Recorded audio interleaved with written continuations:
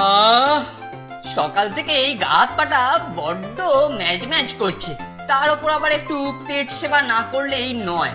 কিন্তু পকেট যে গড়ের মাঠ পড়ে রয়েছে এই 2 টাকা 75। ধুর, এ দিয়ে কি আর পেট সেবা হয়? ধুর ধুর ধুর।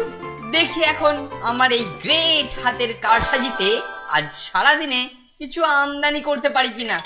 আরে ওই তো নুনটে ফোনটে না, আহা মুরগি পেয়ে গেছি। এই নুনটে ফোনটে, আরে চললি কোথায়? দাঁড়া দাঁড়া।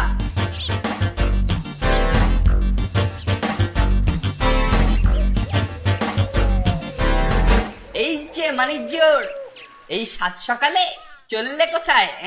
কেলটুদা, কাগজে একটা বিজ্ঞাপন দেখলাম, জনগণের সেবায় সকলকে এগিয়ে আসতে বলছে। এই দেখো দেখো।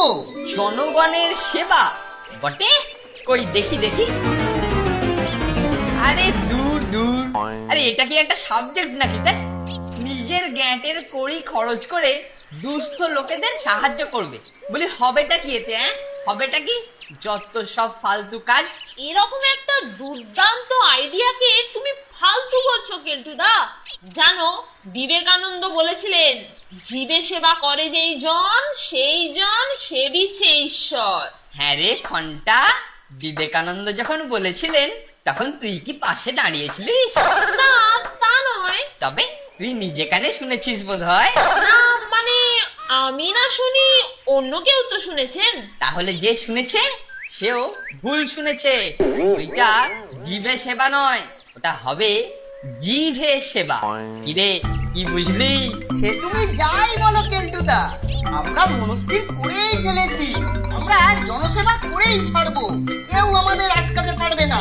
আর আমরা এ ব্যাপারে স্যারের হেল্প চাইবো। আশা করি স্যারও এই ব্যাপারে দারুণ উৎসাহী হবেন। তাহলে কেলটুদা, তুমি আমাদেরকে সাহায্য করবে না, তাই তো? 2 পয়সা আমদানির রাস্তা নেই, উল্টে গ্যাঁটের কড়ি খরচ করে ওইসব কাজ কেলটু শর্মা করবে না। যা যা যা, এখন কেটে পড়। আচ্ছা আচ্ছা, চললাম। কেলটুদাকে এসব ব্যাপার জানিয়ে কি ঠিক হলো? ও বেটা তো আমাদেরকে বিপদে ফেলবার জন্য অল টাইম ফোন দিয়ে আসছে। আরে না না, তুই এত ঘাবড়াচ্ছিস কেন ব্রাদার? কেলটু যা চালাকি করুক না কেন, আমরা বুদ্ধির পেঁচে ওর সব নাট বল্টুই টাইট করে দেব। এখন চল, স্যারের সাথে কথাটা বলেই নি। হ্যাঁ হ্যাঁ,